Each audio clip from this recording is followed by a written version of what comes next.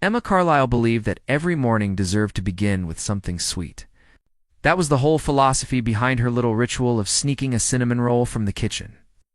Before her shift at Rosewood Bistro officially started, she would sit on the back step, bite into the warm, sugary dough, and remind herself that life was good even when her rent was 3 days late and her savings account looked like a sad, empty swimming pool. Rosewood Bistro sat on the corner of Michigan Avenue in downtown Chicago.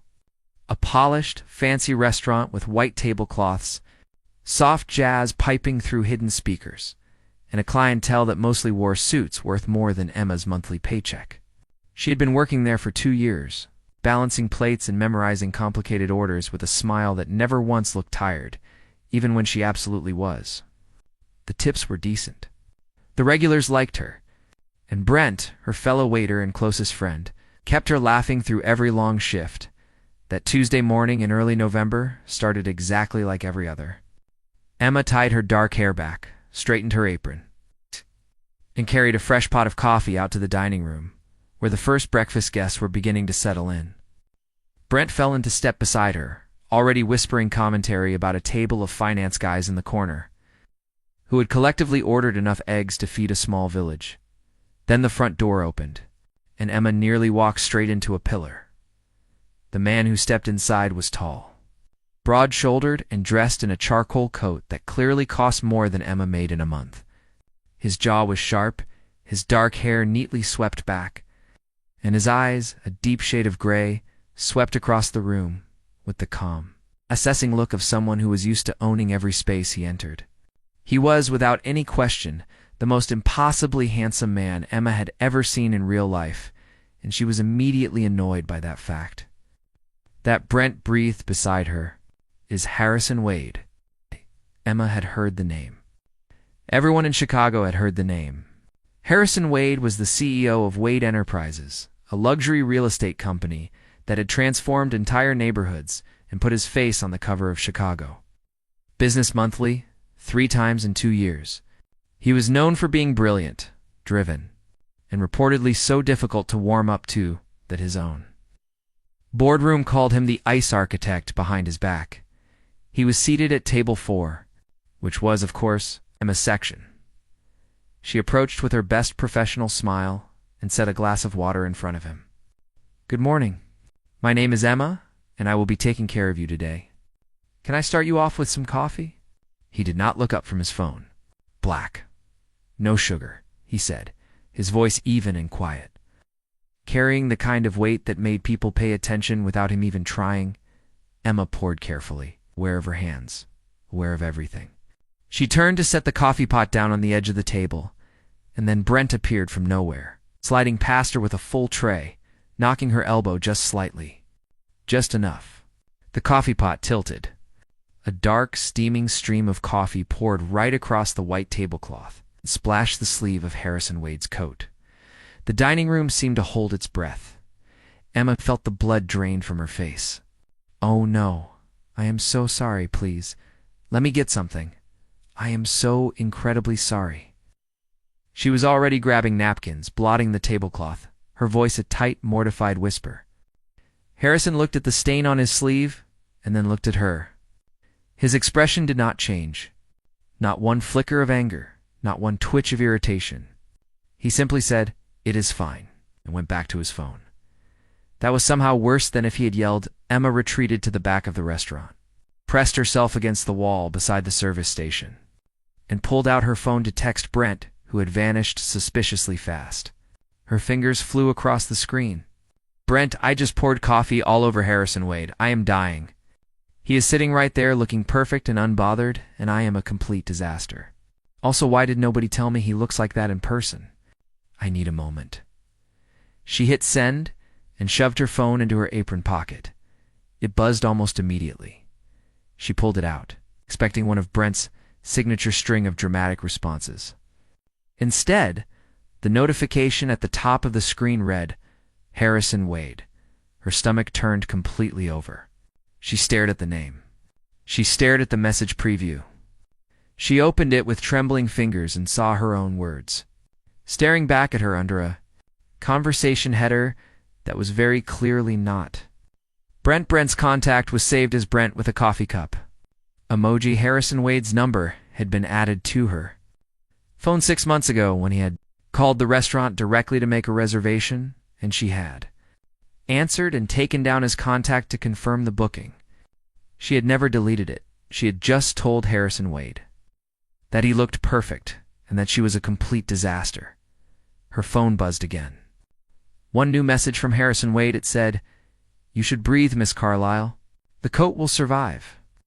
Emma stood frozen behind the service station, her face burning from her hairline all the way down to her collarbone, staring at those words, completely unable to move, while Harrison Wade sat 20 feet away at table 4, and the tiniest, almost invisible curve appeared at the corner of his mouth.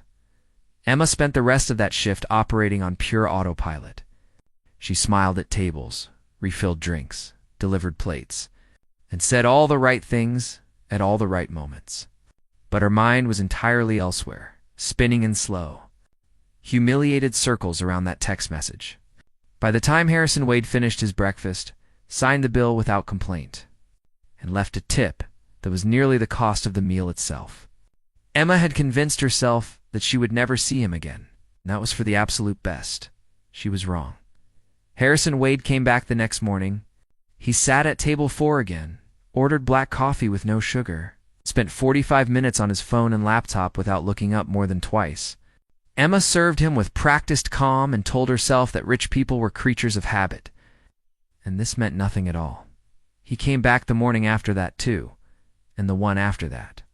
By the 5th morning, Brent was watching from the coffee station with the expression of someone who had figured out a puzzle nobody asked him to solve.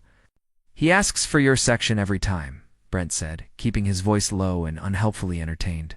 "He asked Gloria, his assistant, to call ahead and confirm you would be working. Gloria called us Emma. She called the restaurant." Emma turned slowly to look at table 4 where Harrison sat in his usual coat, his posture straight and still, his eyes on his screen. "That is a coincidence," she said firmly. "Gloria called." Brent repeated. Emma picked up the coffee pot and walked over to table 4 with every bit of composure she owned. She refilled Harrison's cup and then, instead of retreating immediately, she stood her ground. "Mr. Wade," she said, keeping her voice steady, "I want to apologize again for the incident last week. It was unprofessional, and I hope it did not cause any inconvenience." Harrison looked up. His gray eyes were calm and direct in a way that made it difficult to look away. "You apologized that day. You do not need to do it again." "I also sent you a text that was not meant for you," Emma said, because apparently her mouth had decided to be brave without consulting the rest of her. Something shifted in his expression. Not quite a smile, but a loosening, a small thaw along the edges of all that composed distance. "I was not offended by it," he said. "You were honest? I find that unusual." Emma did not know what to do with that, so she nodded and walked away. But for the first time, she noticed that when she glanced back from the service station, he was not looking at his phone. He was looking at her. Things changed slowly after that, the way seasons changed, so gradually you almost missed the turning point. Harrison began to say small things when she brought his coffee. A quiet observation about the weather. A dry comment about a headline on his phone that he would read aloud without explanation, as though assuming she would find it interesting. And she did. She always did.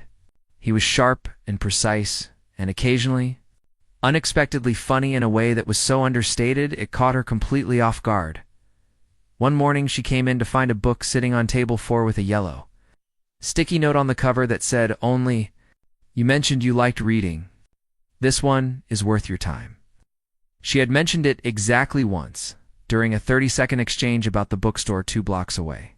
She pressed the book against her chest in the back kitchen and made herself breathe normally. She started looking forward to Tuesday mornings with a feeling she did not fully examine it. It was a rainy Wednesday when things cracked open between them. The restaurant was quieter than usual, and Emma took a short break, sitting in the small booth near the back with a cup of tea.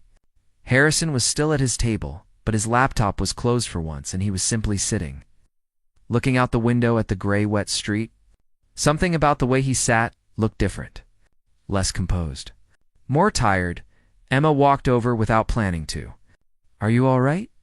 she asked, sliding into the seat across from him before she had fully decided to. He looked at her for a moment.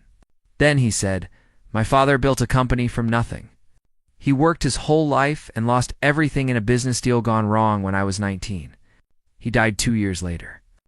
I built Wade Enterprises because I needed to prove it was possible to do it right, to never lose control. Never leave anything to chance," said it flatly, without drama. The way people talked about things they had carried so long, they no longer felt the weight. "I have been doing that for 11 years. And most mornings, I am not sure what any of it is actually for." Emma was quiet for a moment. The rain tapped softly against the window. "My mom wanted to open a bakery," she said finally. "She never got the chance. So I save a little every month because I think someone should get to open that bakery. I think that is what things are for, so that the people who come after us get to have the thing that got away." Harrison looked at her the way no one had looked at her in a very long time, like she had said something that mattered, something that landed somewhere real inside him. His voice was lower when he spoke next. "You are saving for a bakery," slowly she said, smiling a little. "What would you call it?" "Carlisle's," she said. "Simple." He nodded once, and the quiet that settled between them after that was the warm, easy kind. The kind that only exists between people who have stopped pretending. When Emma finally stood to go back to her shift, Harrison looked up at her with those steady gray eyes and said, "Emma." It was the first time he had used her first name. "The book? Did you like it?" She paused with her hand on the back of the booth. "I stayed up until 2 in the morning because of that book." The corner of his mouth curved, and this time it was not almost invisible. It was real, unhurried, and it changed his whole face into something that made Emma's heart do something entirely inconvenient. She walked back to the service station and Brent was already there, eyebrows raised, holding a coffee pot like a prop. "Do not say a word," Emma told him. Brent grinned. "I was not going to say anything." He absolutely was. Emma told herself it was nothing. She was good at that, at wrapping inconvenient feelings in practical language and setting them on a shelf where they could not cause any trouble. Harrison Wade was a customer. A very wealthy, very guarded, occasionally thoughtful customer who left generous tips and recommended books, and had once, just once, looked at her like she was the most interesting person in the room. That was all it was. That was all it could be. She repeated this to herself every morning for 2 weeks while getting ready for her shift, and then completely forgot all of it the moment she walked into Rosewood Bistro and saw him sitting at table 4. It was a Friday when everything shifted for the last time. Emma arrived early, before the kitchen was fully running, to help set up the dining room. The morning light was pale gold through the front windows in the street. Outside was dusted with the first thin frost of the season. She was arranging silverware when the front door opened, and Harrison walked in 40 minutes before his usual time, which was already early by any normal person's standard. He looked different, not in his clothing, which was the same sharp, expensive, perfectly fitted kind he always wore. It was something around his eyes, a tiredness that went deeper than one bad night of sleep. He sat down at table 4, and Emma brought coffee over without being asked, setting it in front of him gently, and then she did something she had not planned. She sat down across from him. "You look like someone who needs to talk," she said simply. Harrison wrapped both hands around the coffee cup and looked at it for a moment. "The board voted yesterday to push forward with a development project I have had concerns about for months. A whole neighborhood on the south side. Families have been living there for decades. The numbers make sense on paper." He paused. "I keep thinking about what you said, about things being for the people who come after us." Emma leaned forward slightly. "What did you tell the board?" "I told them I needed the weekend to review the proposal." "And what do you actually think?" He looked up at her. "I think the numbers are not the whole story. I think I have spent 11 years making decisions based entirely on what could not be argued with. And somewhere along the way, I forgot that not everything worth protecting shows up in a spreadsheet." Emma was quiet for a moment, turning her teacup slowly in her hands. "My Aunt Dottie always says that the right choice and the easy choice are usually not the same address," she said. "She also says a lot of things that do not make sense, but that one stuck. The smallest laugh escaped Harrison. It was brief and a little rusty sounding, like something that had not been used in a while. But it was completely real, and it stopped Emma's breath for just a second. She had never heard him laugh before. She decided immediately that she wanted to hear it again. "Your aunt sounds like someone worth listening to," he said. "Shh, she would love you," Emma said, and then caught herself. "She loves anyone who drinks their coffee black. She thinks it is a sign of good character." Harrison looked at his cup. "I will keep that in mind." They sat there longer than either of them had planned, talking in the unhurried way of people who had quietly stopped counting the minutes around each other. Emma told him about her mother, about the recipe box she kept in her apartment with handwritten index cards for every baked good her mother had ever made, about how she had started testing the recipes on weekends, filling her small kitchen with the smell of brown butter and vanilla. Harrison listened the way he did everything, with complete, focused attention, and asked questions that surprised her with how specific they were. What was the hardest recipe to get right? Did she have a signature item yet? Had she looked into small business loans? "You sound like you were already planning the opening," Emma said, half laughing. "Someone should be," he said, and his voice was perfectly even, but his eyes were warm in a way she was starting to recognize. The way the gray in them shifted to something softer. When he was saying something he actually meant. The restaurant was beginning to fill around them. Brent appeared at the edge of Emma's vision, made a dramatic gesture she chose to completely ignore, and disappeared back toward the kitchen. Emma stood reluctantly, smoothing her apron. "I should start my actual shift." Harrison nodded and reached for his laptop. Then he stopped. "Emma," she turned back. He was looking at her with that steady, direct gaze that always made her feel like he was actually seeing her rather than the version of herself she put forward for the rest of the world. "I would like to take you to dinner. Not here. Somewhere you do not have to carry anyone else's plates." Emma stood very still for exactly 3 seconds. "Is that something you want?" he continued, his voice quieter. "Or would you prefer I stop coming in every morning and making things complicated?" "You've been coming in every morning for 3 weeks?" She said, "Yes. You called ahead to confirm my schedule."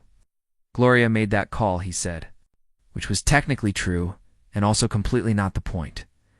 Emma looked at him for a long moment, at the careful, controlled way he was holding himself, at the small tension around his jaw that told her this was not easy for him, that nothing emotionally unguarded was ever easy for him, and that he was doing it anyway. She thought about the book on the sticky note. She thought about the laugh she had just heard for the first time. She thought about a man who had spent 11 years building walls, tall, enough to keep everything painful out, and was now sitting at table 4 of a bistro on Michigan Avenue, asking a waitress to dinner with the same careful gravity he probably brought to every important decision of his life. "Saturday," she said. 7 o'clock. "And you are not allowed to talk about spreadsheets." The corner of his mouth lifted into that real, unhurried smile she was beginning to collect like something precious. "Agreed," said. Emma walked back toward the service station, where Brent was already vibrating with barely contained excitement. She pointed at him before he could open his mouth. Not a single word.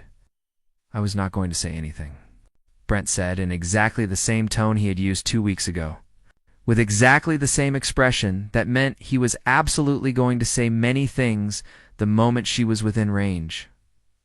But Emma was not listening anymore. She was thinking about Saturday. She was thinking about a man who had walked into her section of a restaurant one unremarkable Tuesday morning, and somehow, without either of them planning it, had made every morning after that feel like something worth looking forward to. She was thinking about a bakery called Carlyle's, and a recipe box full of her mother's handwriting, and the strange, tender possibility that the life she was slowly, carefully building for herself might have just made room for something she had not thought to put on the blueprint. Outside, the frost on the sidewalk was beginning to melt in the morning sun, and Chicago was waking up around them, and at table 4, Harrison Wade opened his laptop and stared at the screen for a full minute without reading a single word on it.